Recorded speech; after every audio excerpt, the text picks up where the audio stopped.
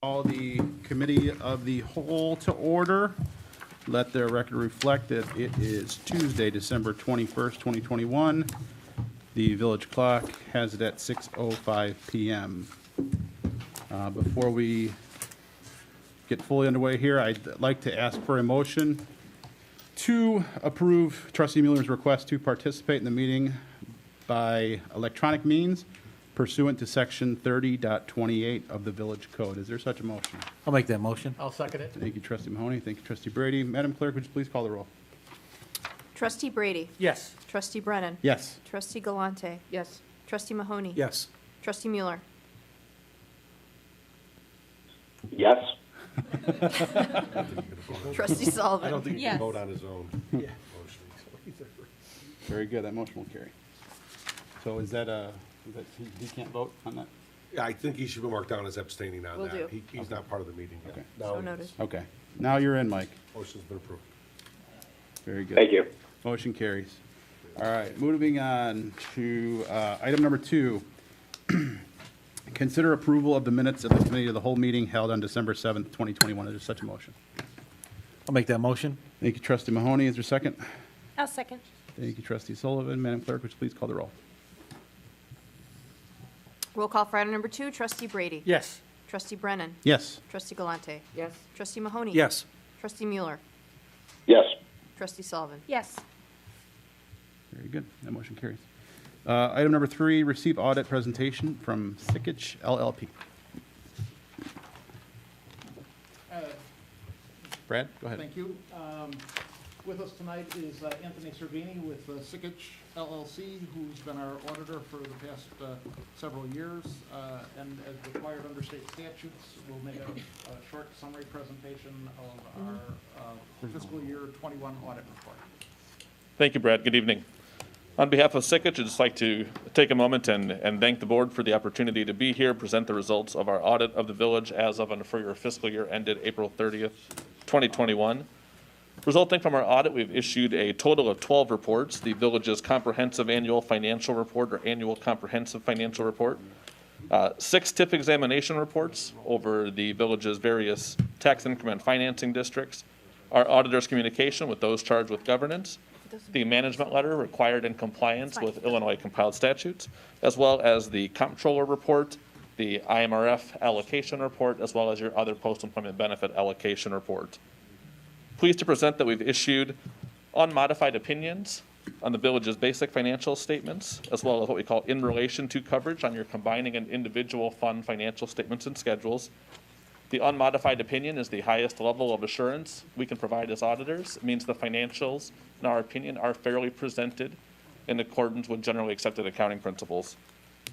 Also, I've issued an unmodified opinion on the village's internal control over financial reporting, required in accordance with the generally accepted government auditing standards.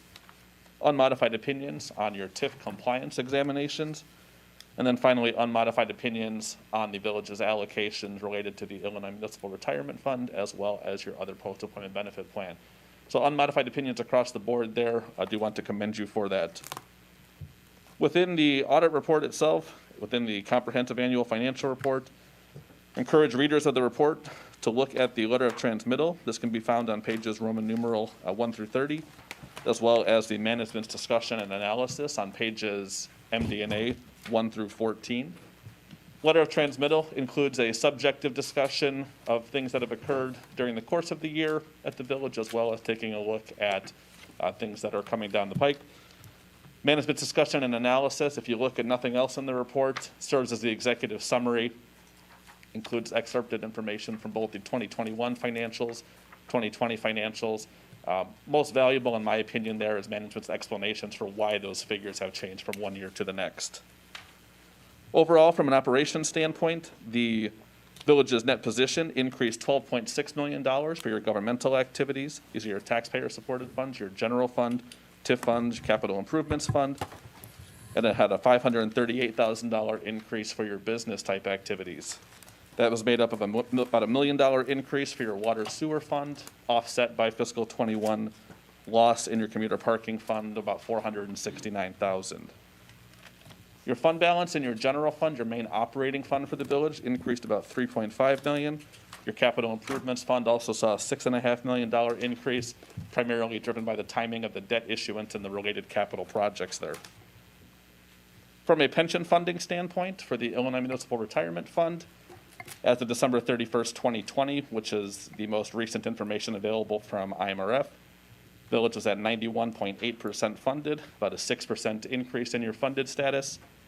And the police pension fund increased about 16% to 85.2% funded. All in all, a very smooth audit for the village this year. Do want to take a moment just to thank staff for all of their efforts and everything. Be happy to answer any questions. Thank you. Very good, thank you. Anyone from the board have any questions? Go ahead, Diane. On the credit card, the new policy, so how are they handling the payment of the credit cards currently? I haven't had a chance the first time I'm seeing this, so. Sure. So we had in our audit reports, in our auditor's communication document, there were two comments related to the prior year, just related to various purchasing. So credit card purchasing is one of those comments there, as well as some of the various escrow deposits that the village has on the credit card policy, credit card procedures generally, and ask staff to correct me if I misspeak here, but generally there is one credit card that is maintained within the finance department there. Any use of that credit card is approved and run through the finance department. So do you review all of that? Do you review and test that they're being approved properly? We test a sample of those transactions there. So we do a purchasing compliance test as part of our audit process to ensure that if there are policies, related to those policies there, credit cards specifically, ensuring that any policy that is in place there, that we do look through those, verify that on a sample of those transactions that there's proper receipts, proper approvals, that they're going through that process, correct? And who's the approvers of the credit cards? Do we see the payments of the credit cards on the AP Yes, you do. report? The transactions actually appear with the original vendor. We're not reflecting the payment to the credit card. We are reflecting the payment to the original vendor. And so they go through the same approval process as any other purchase. So when we get the payment register, if it has a vendor listed, that doesn't necessarily mean that's a check that was cut to the vendor? That's actually, it could be a payment to a credit card? Yes. Yes. So where do we see the credit card activity?